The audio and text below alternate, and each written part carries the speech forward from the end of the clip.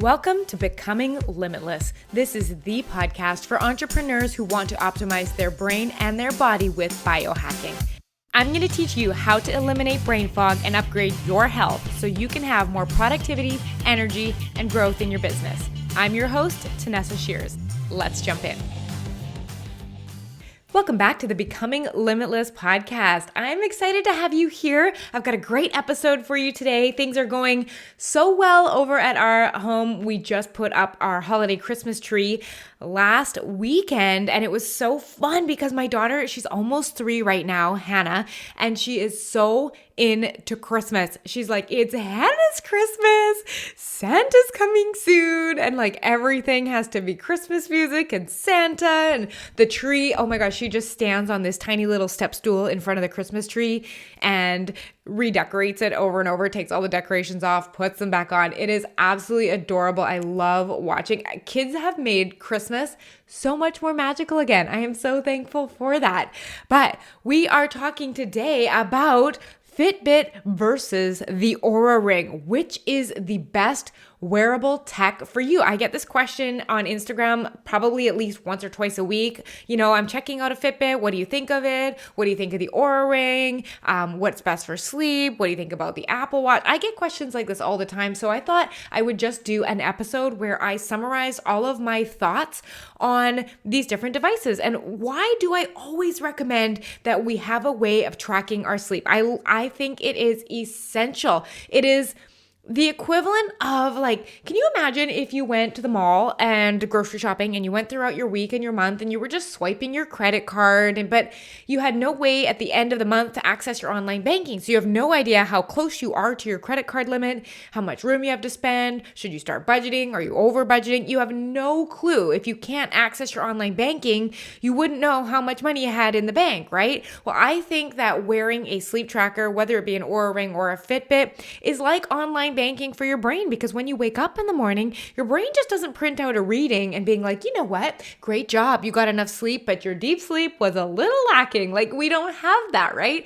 So we are just taking guesses on what to improve if we don't actually have the data to make those assessments off of. So that is why I am a huge advocate. It is one of the cheapest investments you can make in the health of your brain. I love having this data with my clients. So I am going to be giving you the rundown on exactly what I use, how I've used it with clients, and what I would choose for someone who is getting into health optimization, doesn't know where to start, doesn't know what to get. You're going to have a clear answer by the end of this episode.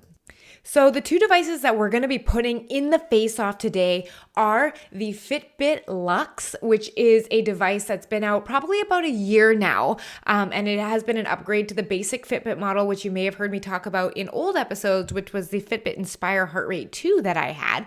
I'm now using the Fitbit Luxe, and I am also using the Oura Ring. I have had a generation 2 and now I have a generation 3, which is the up-to-date current model. So these opinions are based on not only my experience using both of these devices for over 2 years, but I have coached and consulted with clients that have had both devices as well. So I'm going to be giving you a very well-rounded perspective of the features that are important, the ones that aren't, the ones that we use very often, the ones that are just overcomplicating everything, because one of the problems that we can run into is just having way too much data. So we have to look, first of all, at understanding why you want this device. What are you looking to do with it? Because in all honesty, if you're just going to look at it and be like, oh, I took 4,000 steps today, cool, and do nothing with the information, I can tell you you're best off honestly just saving your money and not getting one of these devices. These devices are meant to be used as feedback to be proactive with. So meaning like, hey, I saw I only got 4,000 steps. My goal was 5,000. What am I going to do to make sure I hit 5,000 more often? Am I going to, make sure I get up at my desk between client calls? Am I going to do an extra load of laundry every day? Because honestly, that's one of my best tips for getting more steps. Just do more laundry. But this is really how I want you to look at using these devices, is how am I going to use them to better optimize my life, right? So what I've done is I have divided all of the different ways you could use the Oura and the Fitbit into 6 different categories. And I'm going to give you the pros and the cons of each device in each of the 6 categories. I'm going to select a winner for each category. And then at the end, I'm going to come through and be like, hey, here's the summary of what I think. And here's what I recommend you should get, whether you are an experienced biohacker or whether you are brand new to the wearable tracker scene. So the first category up in our head-to-head battle between Fitbit and Oura Ring is going to be on sleep data. Now, I definitely have some opinion changes that have happened since I, last started wearing them and they were in their early stages. But what I'm going to do is I'm going to go through them one at a time. So let's start with the Oura Ring. And by the way, if you have no idea what an Oura Ring is, I'm saying the word Oura, O-U-R-A.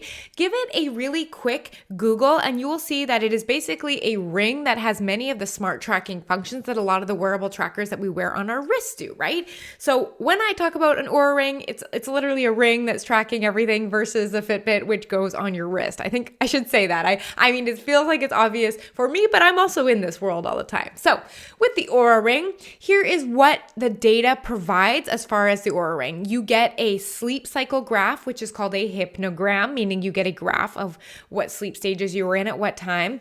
You get a breakdown of the time that you spent in each sleep cycle in its phase, the total time you were asleep. You get a sleep score. You get details on your sleep start and end time.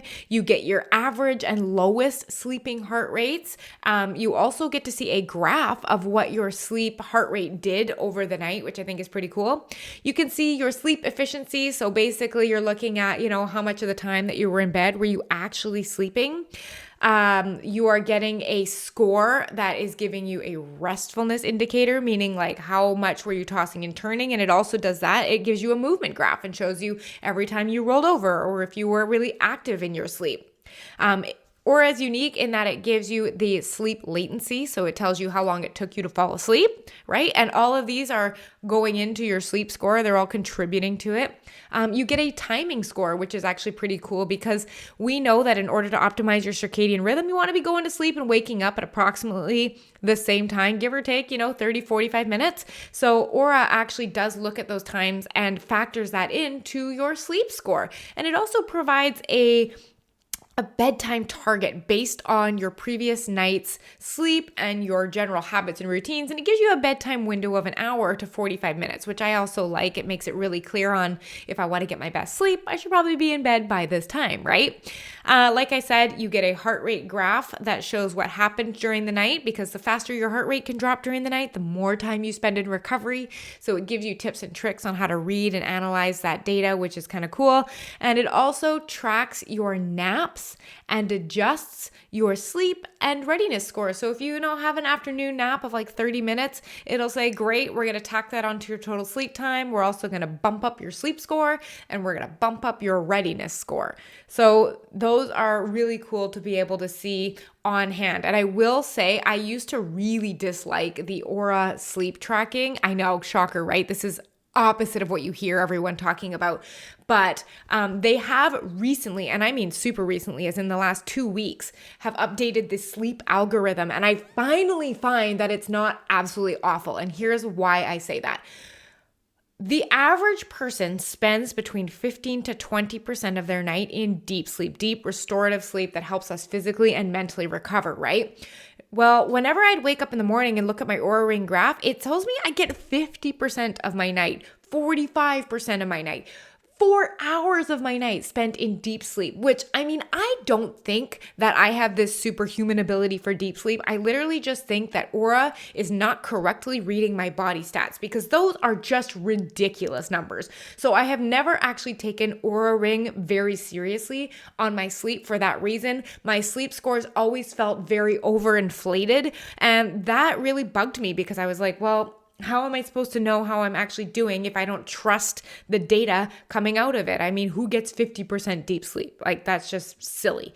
So for the longest time, I didn't love it, but they have done a recent algorithm update, and now it is reading my deep sleep more in the 30-35% range. Although I still feel it is really high, at least it is not crazy anymore. So they have released data that said that their accuracy of the sleep data on here is on par with a polysomnography, which is a sleep study. So, I mean, given that they are honestly just basing what stage of sleep you are in with movement and heart rate, right? Because when you are dreaming, your heart rate on average goes up by about 5 beats per minute, right?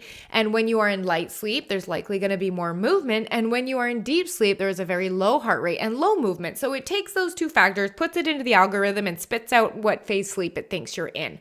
Now, having also said that, one of the things that I find is a detriment to Oura Ring is, yes, it's got a ton of information, but it also misses a lot of wake ups. Like, I will have wake ups during the night where it's not literally just I woke up and was aware. I'm talking like I got out of bed and picked up my baby and it did not read that I was waking up at night. So then I look at my time awake and I'm like, I don't know how accurate this is either, right? So that is the bit of the beef that I have with Oura. It has so many features and variables, and I love that it tells you how long it takes you to fall asleep. But I mean, if I can't 100% trust the data, I don't know that it's 100% what I'd want to be doing with clients. And for this reason, because so much of my work is in sleep, I mean, I'm constantly flip-flopping, but right now I have moved back towards the Fitbit Luxe with my clients because I find the sleep data is so much more accurate. So if we're going to talk about Fitbit, what it does give you for information, it gives you a sleep cycle graph, so the hypnogram, same as the Oura Ring. It tells you how much time you have spent in each sleep cycle or phase, so how much REM sleep, deep sleep, all of that. It tells you how much time you spent asleep. It tells you your sleep score. It tells you your sleep start and end times, and it tells you your average sleeping heart rate. It doesn't tell you your lowest or give you a graph. Like, it does give you a graph, but it's not a graph that's very readable, let's be honest. So the stats on here are a lot more minimal, but the ones they do give are the ones that you need to know.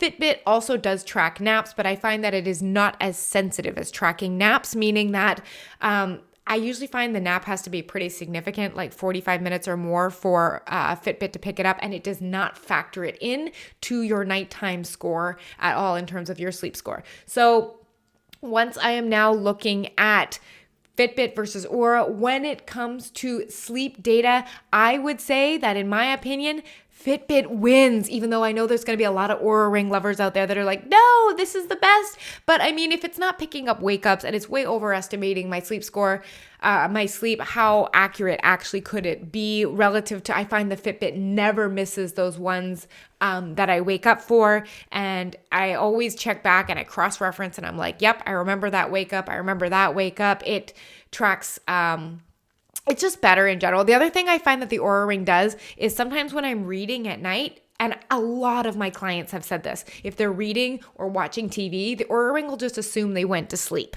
And so what that does is when we're looking at the data, it messes up the sleep chart data, because if I'm in my bed reading at 8:05 and I don't go to sleep until 9, but it tracks an extra 55 minutes sleep, it's now overestimating sleep. So, I mean, I probably could say this 100 different ways, but for most people, and based on my personal opinion with accuracy, although Oura provides way more data, it's just not accurate enough for me, and it overestimates deep sleep, might be overestimating sleep, thinks I'm falling asleep when I'm not. Fitbit is going to be the winner in the category when it comes to sleep data and what I prefer to use with my clients when it comes to accuracy of tracking. It doesn't have the bells and whistles, but it has what you need. So the next category up is actually going to be body stress, or like readiness. So it's taking a glimpse into how prepared your body is for the day, what the stress is like, is your body in fight or flight, all of that kind of good stuff. So let's start with Oura. So Oura has a ton of bells and whistles when it comes to the body stress. I honestly think this is what Oura really excels at in this particular category of looking at your body and stress. So here are some of the things that you can get from Oura.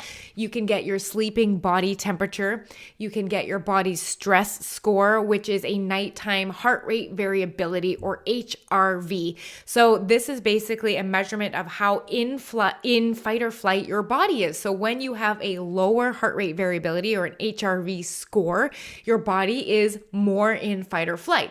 Higher scores mean your body is less in fight or flight and more in relax, rest, and digest. So in general, lower scores indicate someone is more stressed out, either mentally, psychologically, physically. There are so many different ways your body can experience stress, but it gives you a nighttime HRV score. It shows a nightly HRV graph, which is actually pretty cool. And sometimes you can correlate it with like when you had a bad dream or you had to wake up in the middle of the night, and you can watch your HRV throughout the night and also see when it peaks, right? Because the average number is different than the peak. So sometimes I'll have an average of 75 and a peak of 120. So it's kind of cool to see, and you can tell when you're generally under more stress is if your peaks aren't as high or your averages are lower. So it's a very cool device and what it provides with that. It also gives you sleeping respiration rate, so what your breaths per minute are as you sleep. And if you are under stress or your body's recovering, that's going to be higher, right? You want low, slow breathing while you sleep. It gives you a stress balance score over the previous 2 weeks. So it compares your HRV, your body's stress score, to what it's been over the last couple weeks. And it's like, are we trending well? Are we not recovering properly? It gives you a ton of great information on that. It gives you a recovery index score. It gives you like a readiness score. So at the end of the day or at the beginning of every morning, it says, okay, your body's recovery was good last night. You're ready to go. You have a high readiness for the day, right? And it incorporates your sleep data and your activity levels when it's doing that scoring, right? So that's the other cool thing about Oura is it doesn't just look at one factor in isolation. So when you're looking at your readiness, it incorporates how well you slept and how active you are. So instead of just looking at one thing and giving you a score that way. So it gives you, like I said, that daily readiness score. It gives you daytime heart rate readings and daytime heart rate graphs. And the cool thing is it takes this information and gives you how much daily restorative time you are getting in minutes. So how it measures that is when your heart rate drops, but your hands stay very warm. It calls that restorative time. And I usually find that registers for me when I'm either like reading or sitting on the couch watching a movie, anything where you're actually feeling really calm. It counts those as restorative minutes. So for someone that is working on mitigating stress and staying really level-headed and managing their emotions and stuff like that, this is a really good graph because I always set a target of trying to get between 15 and 30 minutes of restorative time per day. And I can tell that when I'm not feeling very calm, I usually just haven't had enough restorative time in the last couple of days. So it's a really nice check-in for that.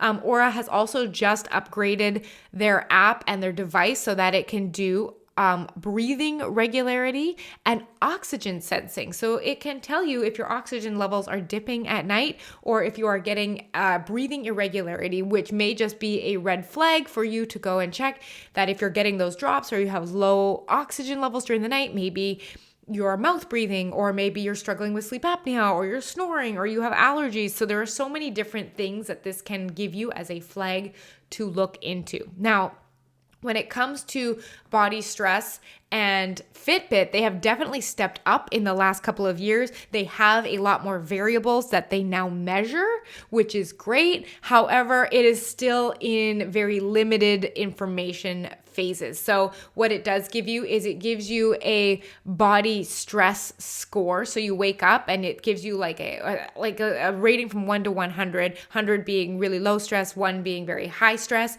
It gives you a rating in there.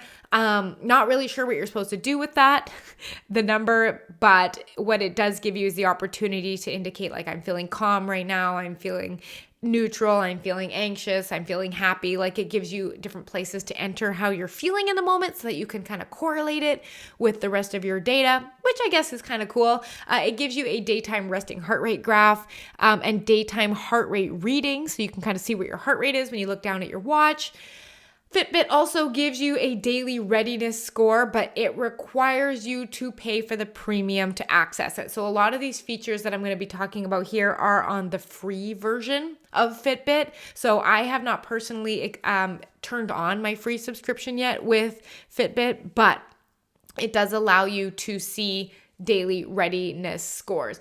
Now, I will say that having to pay for that, like it's pretty much useless aside from seeing your heart rate variability. And they have included this new tile on the home screen called Health metrics. So this is incorporating more of the Oura style data. So you get to see, for example, your breathing rate.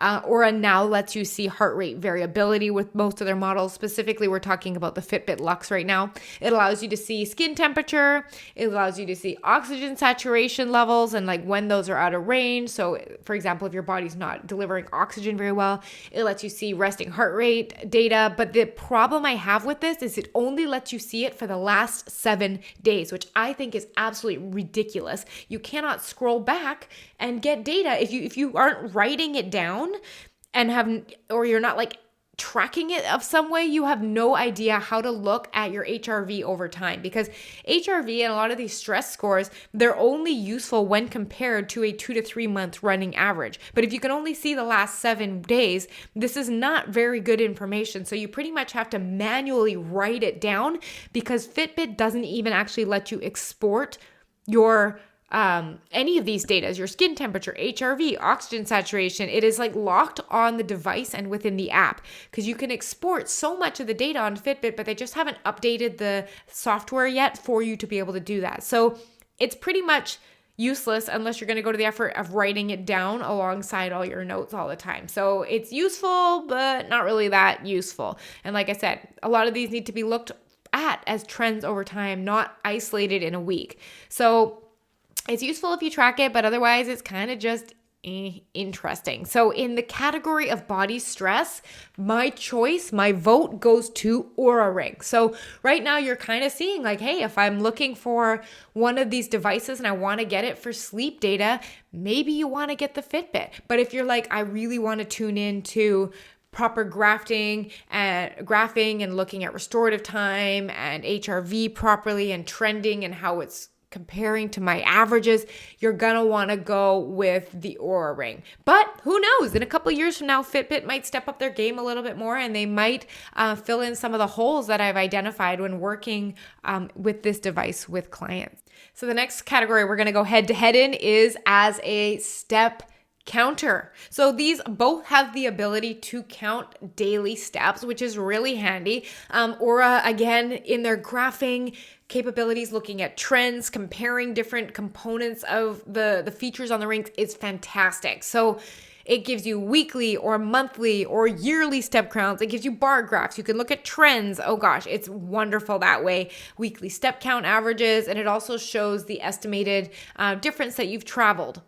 On the Fitbit side of things, Fitbit was actually designed to be a step counter, right? And it also counts your daily steps. You can look at bar graphs and all of that kind of stuff. Like it really does go head to head and on level with the Oura Ring and shows you distances and steps traveled and stuff like that. But with the step counter, if you're looking for it for a step counter, there is a massive difference between the two, and Fitbit by and large wins over Oura. Oura grossly overestimates the number of steps taken and distances traveled. Because remember, Oura is on your finger, right? And it counts every subtle finger movement as a step. And I find it exceptionally unreliable. So like, let's say I had a day where I have 7,000 steps on my Fitbit. It'll be like 10,000 on my Oura Ring. And it's just not... I just feel like it doesn't do that good of a job. And if the algorithm at all is taking in steps per day as part of what contributes to calories burned or distance walked, then it's all going to be inaccurate, because every time you move your finger, it's counting it as a step, right? So I have decided by and large, if you're looking for a step counter, don't even look at the Oura Ring data, just go right over to Fitbit.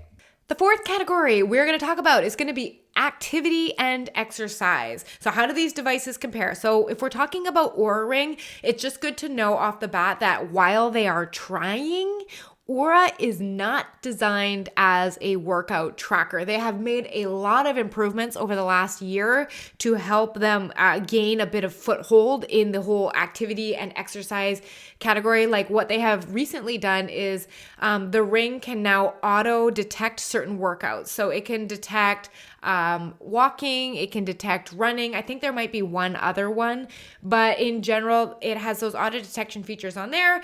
It also has the ability to now have active live working heart rates. And what that means is like you can go into your device, hit record heart rate, but it only works if you're doing outdoor, indoor running, outdoor, indoor walking, outdoor, indoor cycling at the current moment. So I'm recording this, like I said, December 2022.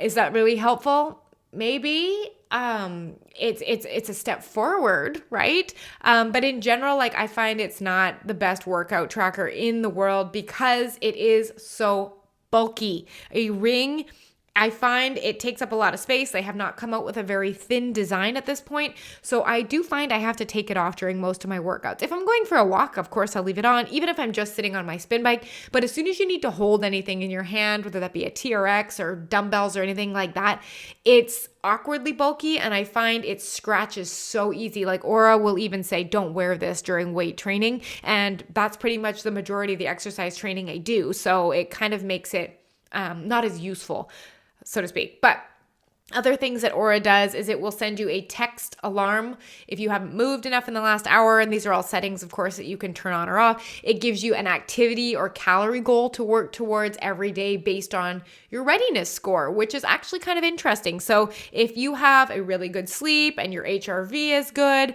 it'll dictate an activity score that it thinks that you should be able to achieve that day based on how well you slept, right? So if you wake up and if I had a really good sleep and my HRV is good, it might tell me, oh, you have an active calorie burn goal today of 400 calories. That means it wants me to burn 400 calories today moving around, which I think is great. The only thing I don't love about that is that okay, so if I wake up really well rested on a day like today, but I have 3 client calls and I want to record 2 podcasts, I'm just going to be sitting more than normal, and I won't hit my activity goal just because of the nature of my day. So, I mean, yes, I could make changes to improve on that, but it docks me points in my readiness score and my activity score when I don't meet their goal. The difference between that with Fitbit is it just sets this is your goal for the week, whereas Oura does it day to day. And if you don't hit it on the day, they dock you points. But if it's a busy day and I don't have a workout scheduled that day, it does affect it, which I mean, I don't necessarily love. I kind of like the week approach, meaning yes, I would love to work out when I have the most energy, but I'm a mom of 2. I'm running a business. I've got a lot of stuff to do. I can't just drop my schedule and schedule a workout in because Oura says that that's my best day to work out based on my energy, right? Like that would be ideal if I was maybe single and no kids, but that's just not the case, right? So other things that the Oura Ring does is it provides the activity score, like I said, but that takes into account daily physical activity goals, how often you're training, how long you're giving yourself recovery time. It shows you if you're giving yourself enough recovery time between workouts, and it gauges that a lot with sleep and resting heart rate. Really cool. One other problem that I have with Oura Ring when it comes to workouts in general is you have to manually add your workouts within the Oura app on the day that you do them. So let's say you do a Pilates class. You have to actually manually add a Pilates workout in. And if you forget, which I'm going to tell happens to me all of the time, if I forget to add it in after the workout, you can't go back and add a workout in for the previous day. You've just lost it and your score is affected, and you have to, I don't like when my scores are affected by things that I could have controlled. There should just be an option for you to add a workout into the previous day, right? And workout heart rates are, I guess on this, they're coming in. They're now a thing where you can read your heart rate on this. But in general, I don't really love it for activity tracking. I don't take it too seriously. But yeah, so that's kind of my thoughts on the Oura Ring. As far as Fitbit is, I mean, it's made as an activity and exercise tracker, so it's going to take this award, no problem. It tracks your workouts automatically and manually. I sometimes turn off the auto tracking workouts because it thinks whenever I fold laundry that I am swimming, which I find funny. Whenever I'm pushing the stroller, it thinks I'm biking, like if you think about your hand position, right? So it can be a little too sensitive, I find, with the auto tracking, but you can turn that off, which is not a problem. Manually tracking your workouts is a lot easier. You can add in workouts on previous days. I quite like that. It shows calories burned throughout the workout with a graph, which is, I mean, if you want to look at that, it's kind of useful. It shows workout, things that impacted your workout, like how many steps you took during your workout, how many calories burned, how many minutes you were active. It shows your heart rates and the zones that you reached. It tracks hourly activities. The other thing that I like with Fitbit is it sends a notification via the watch if you haven't taken at least 250 steps within the hour, and it vibrates, which I love because I don't want to be looking at my phone, and that's how Oura notifies you, is via the phone. But I have my phone away from me a lot of the time, so having the Fitbit available to buzz is great. And you can set how many hours a day you want it to prompt you to move. Really handy. It shows, Fitbit also shows your daily active minutes and your active calorie burn, which is great. Now, Fitbit has added this new kind of feature called zone minutes, and you can set your goal. I think it comes with a default of 150, and it wants you to spend 150 minutes per week in one of the heart rate zones, whether it be, it's basically determined by what percent of your maximum heart rate you're working towards, and it can be everything. Honestly, for me, as soon as I start passing 110, 112 beats per minute, it starts counting those minutes. So I can get that going for a walk. I can get that doing some vigorous laundry. It does like to count it when I shower. I guess it's from all the hair scrubbing. But the Fitbit zone minutes are I guess a new introduction. I think they could do a better job being a little clearer on why or how to use it. But that is as far as Fitbit. The other thing that I want to point out is that they both measure calories very drastically, which is interesting. So for example, if I go for a 20-minute walk, Oura will say I burned 40 calories, for example, and Fitbit will say 80. So I don't know which one is overestimating and which one is underestimating. Like, I don't know which one is wrong, basically. So whichever one is, just stick with one and don't compare them, because I don't find it very useful.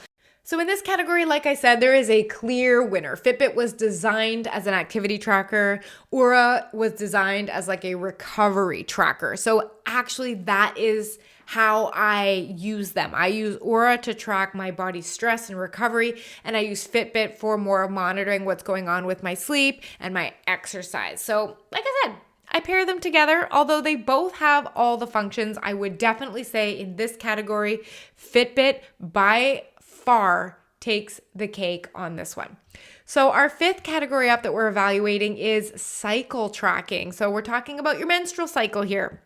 Now, this is something that has only been added to Oura in 2022. So keep this in mind that I was pregnant for the first half of 2022. And this last half here, I have had a baby and my cycle has not returned yet.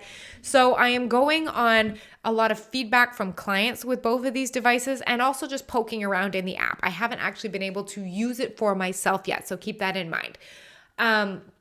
As far as Oura, they do have period prediction. It is on both iOS and Android now, which is kind of cool because for the first long amount of time it was iOS only. But you can see when you're ovulating, when your period might be coming, which is kind of handy to have. It uses your sleeping body temperature to actually take a guess at where you are in your cycle. And if you haven't heard my story on this, I actually found out that I was pregnant through my Oura Ring because your body temperature rises and falls at certain points during the month. And normally what will happen is you will get a decrease in body temperature during the first 14 days of the month, if day 1 is the start of your period, and you will get an increase during the last phase all the way that'll drop back down to baseline at your period. Now, it was kind of interesting because I was watching my temperature after ovulation and it was going up and it was going up and it wasn't going back down. And I was like, I'm pregnant. And I knew within about 3 days of conception that I was actually pregnant, and I didn't get a positive on a pregnancy test for about 2 weeks after that, which was kind of cool. And I was like, I definitely know I'm pregnant. Oura is telling me I can tell my body temperature.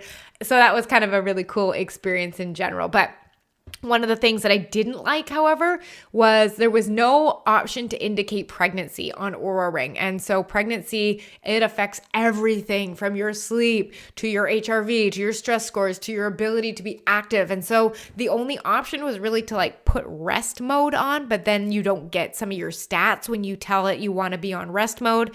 So I just kept having to take the hits and all the red bars and the flashing things saying you're not recovering. So it wasn't really that useful during pregnancy, unfortunately, right? So that was as far as Oura. Like I said, it looks like those are just the basic features on there. One of the cool things is Oura has actually recently partnered with the app called Natural Cycles, which uses basal body temperature. That's your temperature first thing in the morning in order to predict where you are in fertility. It's part of like the fertility awareness method. So if at all you are curious about options that are outside of birth control, using Natural Cycles, the app, is a great way to help you naturally navigate where you are in your cycle without having to use synthetic hormone. And it is 100% something I will be trying when my cycle comes back, whenever it comes back, now that I am in my postpartum phase right now. So when it comes to Fitbit, though, you are able to do the same kind of like period prediction, and it gives you your idea for where you're ovulating and where your period should be. And Fitbit does allow you to enter that and track your period length and flow level and log a bunch of extra details. I don't know what you would use that for unless there was a specific reason. But it also lets you, like I said, estimate your fertility window. It tracks your cycle trends and stats and stuff like that. But again, on the Fitbit, there is also no option to indicate pregnancy. So my Fitbit is still saying to me every day, your period should start in 3 days. And I'm like, sure, it's been saying that for over a year now, but whatever. So like I said, when it comes to tracking cycle, I'm going to give Oura Ring the win on this one, and here is why. A lot of the cycle tracking technology is going to be based in Oura on your body's temperature, and also it gets better over time at predicting when your period is, right? And temperature, I believe, in my personal opinion, that the ring is going to be doing a much better job at temperature prediction than a device on your wrist would be. I mean, think about how much thinner the skin is on the back of your finger, if that's where Oura is picking up your temperature, than on your wrist, right? And if I'm using it for any type of reproductive protection or anything like that, I want it to be as accurate as possible. This is not to say that the wrist temperatures aren't accurate, but I trust, me personally, the finger one a lot better. And I believe that Fitbit's tracking is literally just based on an estimation of how many days are in the average cycle. That's when it tells you your period is on Fitbit, as opposed to Oura does take some of the other factors into account, like your temperature. So I'm going to pronounce Oura the winner in the category of cycle tracking. And the very last category that we're going to talk about is, I'll call it miscellaneous. So these are all the odds and ends and things I thought you should know before you make your choice between Oura Ring and Fitbit. Now, here's where we like to start with the price. So at time of recording, the Oura Ring is $299 US, but they now come with a mandatory $5.99 per month subscription fee. Now, when I originally got my ring, there was no subscription fee. So I have been grandfathered over and I do not pay one because I have had a ring for so long.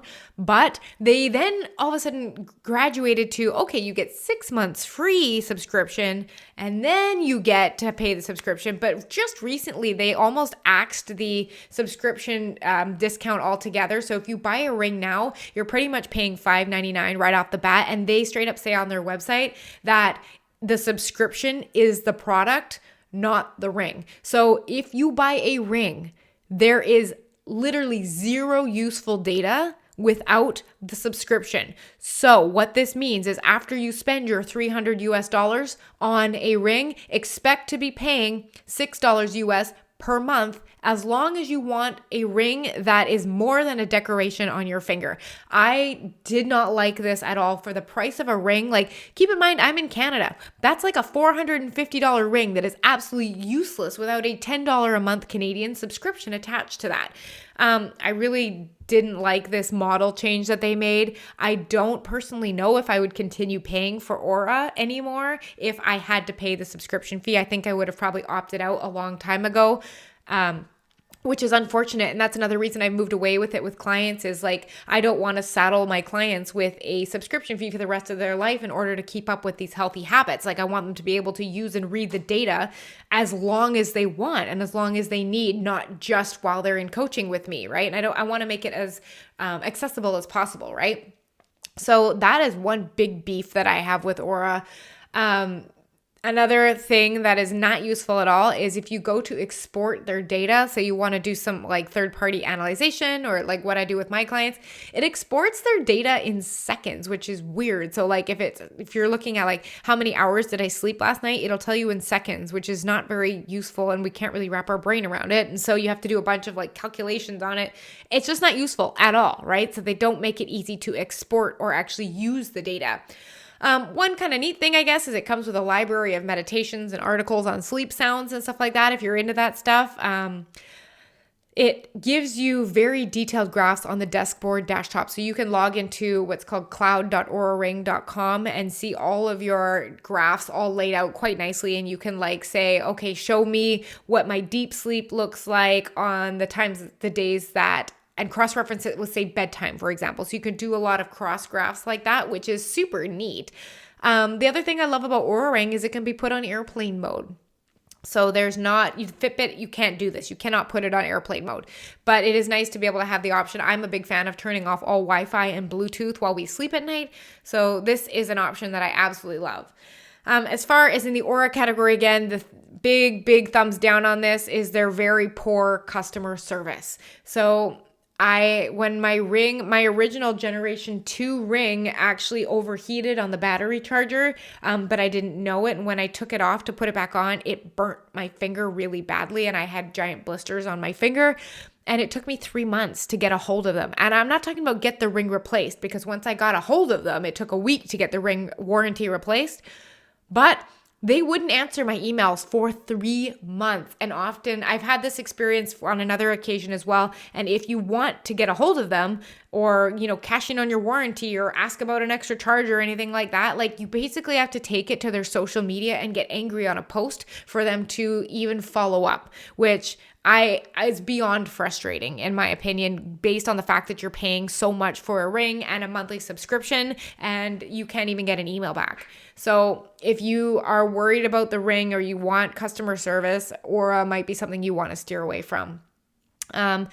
Another thing with Oura, it offers much better charts and trends and performance and stuff like that. And I feel like it definitely wins over Fitbit when it comes to like being able to have visual data in graphs and stuff like that. But the battery life is something that we definitely need to discuss. So when you first get an Oura Ring, I find that the battery can go anywhere from 4 to 7 days when it's new. But within about 6 months, I can get about 2 to 3 days out of the old one, my old ring. This new ring that I currently have, it lasts about 4 days now. So the battery life definitely does deplete. And I've actually had to turn off some of the features so that the battery dies even less quickly. So remember how I told you with the Oura Ring, you're able to get oxygen data and have breathing regularity and everything like that. Well, it kills your battery life. So I turned that off because it dropped my battery life so much. So those, the other thing I guess about that I find is really neat is Oura just recently started giving you quarterly, monthly, and weekly reviews of your data. So they do all the comparing for you and tell you how you're doing and if you're on track. So it kind of makes all of the data analysis a lot easier. So that's as far as Oura. When we get over to the miscellaneous in the Fitbit category, price-wise, so the Fitbit Luxe does usually sit, it honestly just depends on the day, around $130 US. However, it is always on sale for some weird reason. I've seen it as low as $77 US. So it's definitely a lot cheaper of an option, which is great. They have an optional subscription fee, which they call premium. They do give you 6 months free when you sign up. It basically just gives you a bit more breakdowns on your scores and tells you what factored into your sleep score and what factored into your readiness scores. And they give you access to like some extra workouts and stuff. To be quite honest, this fee is $12.99 a month. I'm not sure whether that's US or Canadian. I think let's hope that it's Canadian, because I've also seen it as much as $19.99, and I think that is the Canadian price. I might be wrong on that. Don't quote me. But it is completely optional, meaning the watch still functions without the subscription fee, and it is still useful without the subscription fee, which is great. I love that. I don't think you should have to be able to pay to use your device, right? One thing about Fitbit is you can export all the data as well, but it exports in minutes, which is actually readable. So if you want to know how many minutes you were awake last night or minutes you were in deep sleep, you can get that, as opposed to Oura did it in seconds. It does have a desktop dashboard as well if you want to log in online instead of look at an app on your phone, but it has generally limited extra features. It does track your body weight and body fat percentage if that's something that's interesting to you, and it graphs it. And I did that through both pregnancies, and I thought it was kind of neat to see everything go up and down and up and down. But it has a tracker like that. You can also, I think you can track food, and you can track water, and you can track, I think, glucose levels, I believe, on the Fitbit app. Like, they are definitely adding some new stuff in, which is cool. Fitbit battery life. It lasts up to 5 or 6 days, and I had mine for 3 years, my last one, and the battery was still holding at 4 days on my old Fitbit Inspire heart rate. So my Luxe that I have just upgraded to recently is coming along. The battery is still holding very strong, so I've got no complaints about the Fitbit battery so far. So anything else I want to add? Oh yeah, Fitbit has an alarm clock built into it, which I think is really cool. It's called a haptic alarm, which means it wakes you up via vibration. Really good, especially for people who are light sleepers, but you can also do something on it called a sleep stage alarm. So you can set it to actually wake you up in your lightest stage of sleep in a given time window. So you set it for a 30-minute window around your wake up time, and it'll determine based on your movement and your heart rate when you are in the lightest stages of sleep, and it'll wake you up then so you don't feel that groggy feeling when you wake up first thing in the morning. So when it comes to the miscellaneous category, since Oura has implemented the subscription fee and requires the users to pay forever to use a ring and access data from their very expensive ring, I was not really impressed with that. In addition to the battery life and customer service, I give Fitbit the win in this category. So we've reached the end of our face-to-face face-off, so to speak, between Oura Ring and Fitbit. So let's just do a quick review. For sleep data, the award goes to Fitbit. Fitbit wins in that round. For stress and body stress and recovery, Oura takes that hands down. As a step counter, Fitbit wins. As an activity exercise tracker, Fitbit wins. For cycle tracking and menstruation, Oura wins.